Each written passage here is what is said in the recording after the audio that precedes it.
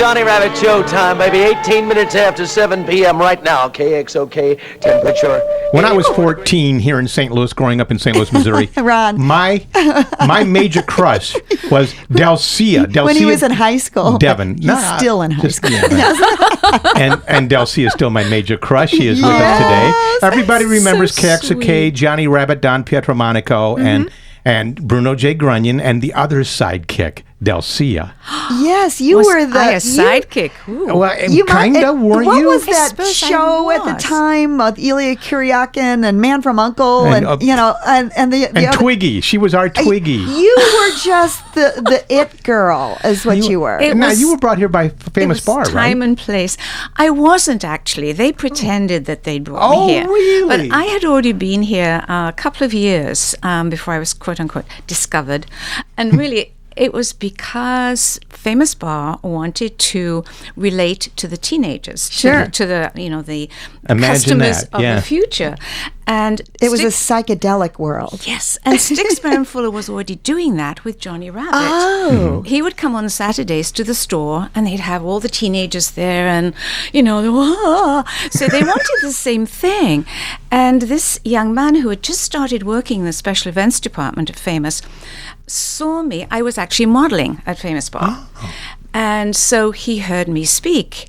And he said, wow, that's our answer to Sticksbury Fuller. Yes. And so I started to do everything that would be interesting to the teens. I did radio commercials, we did shows, I interviewed celebrities, we had 5 pages of advertising in Prom magazine. Remember Prom magazine? Yes. Oh, yes. You were all over that magazine. Yeah, it was like you were it. And totally how did you handle everybody having a crush on you then and now? I didn't realize. Delcia, when we first met like 12 years ago, do you remember the first thing I told you? I can't even repeat it on this microphone.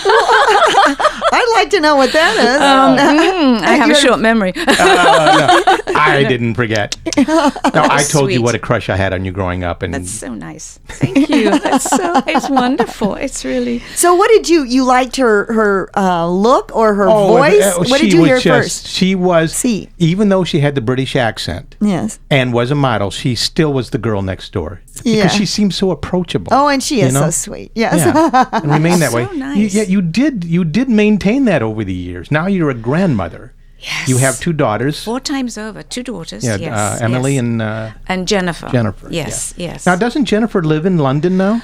Yes. How did that happen? Unfortunately, she did. She kind of did to me what I did to my parents. She actually went to London, to the London School of Economics, to do a master's degree. Wow. This has to be like 12 years ago now. She fell in love. See, that's what happened to you with Bill Corlew. Well, usually what happens is they come back to St. Louis. They bring them back to St. Louis. Unfortunately, she didn't do that. So we were always hoping that she would come back, she and her husband, Jonathan, and now they have a little boy who is 4 and totally adorable and has a British accent. Oh, really? That's so cool. So I wondered if your daughters, because you have a British accent. No. My daughters do not. My daughters do not, but my little grandson does because he goes lives to school. there, sure. He lives there.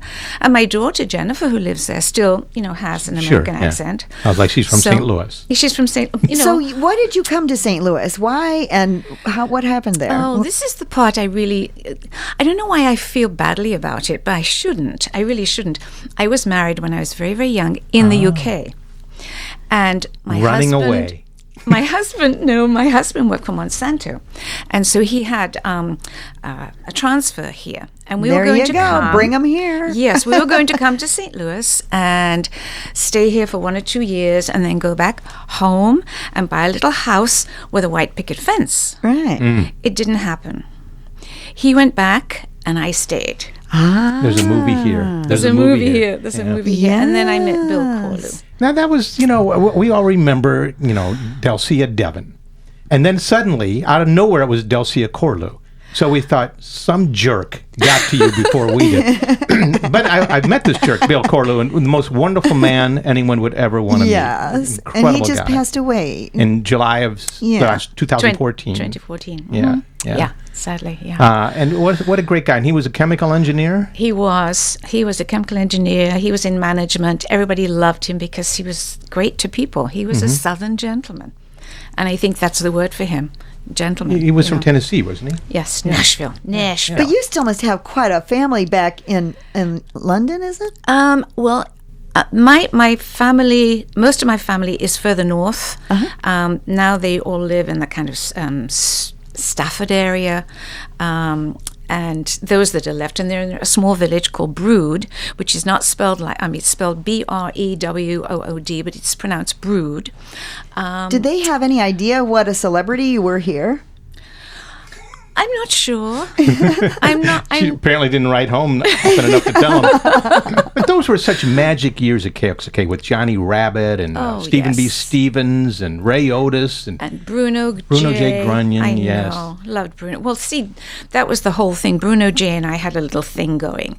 You know? Oh, yeah. Yes, Oh, yeah. Well, that was part of the yes. storyline. And it was Yes. such theater of mind. And now let's settle something right here and now. Because to this day, people don't realize that Don Pietromonaco did his own voice of Bruno J. Grunion. How did he do that? It was so clever. I remember many times going into the studio late in the afternoon to do the famous bar spots. And sometimes, Johnny would do them with me as well. And he would just do a tape. He would just cue the engineer and he'd do a tape strictly of Bruno's voice. And I would often go live on air with him at 7:00 in the evening.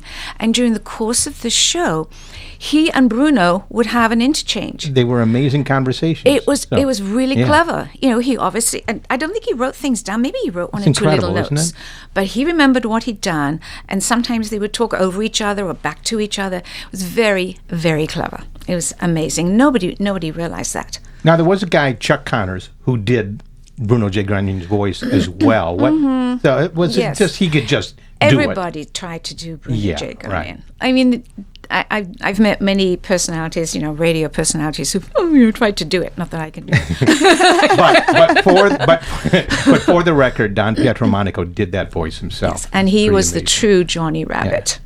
And then after KXOK, you had the Corlew Agency. Oh, you had I your started- own modeling agency. Yeah. How about that? I started that in 1985. Well, you're a real enterprising lass. I've done some, I started looking through all my saved stuff the other day. And I Yeah. thought, really? Did I do that? Did I do that? Did I? Yeah. Isn't that amazing? Yeah, when you go It- back and look. Yeah, it just shows when you see it in writing. how and the see- the years pile on, don't they? But you aged But- gracefully.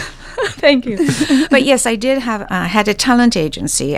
We represented models, actors, actresses, children, ranging, from babies up to senior citizens. And you still do voiceover, don't you? I do. Yeah, yes, with yes. Talent Plus. Tom Plus. Yeah, Yes, that was yes. a real trend because Akeshi had, oh gosh, what's his name? It's just left the British accent. David Rhodes. David Rhodes From yes. South Africa, actually. He grew up in Yes, South, yes. but he was Oh, really? British. And, Yeah. everybody snatched that up because it was just so trendy and fabulous. Yeah, but there were some things he did not have that Delcia Well, had, that's so. true. But I had a crush on him. So. We all had a crush on David, all right? Yeah. But thank you so much, Delcia. It was my pleasure. Thank you it's both so for nice to asking have me. you. Thank you. And it's nice to have our sponsor make our segment possible today. The generosity of Nighthawk Security makes it possible. They're locally owned and locally monitored here in St. Louis since 1974. Home and business security for the St. Louis metro area for over 40 years. Call 846-4600 and ask for Joe.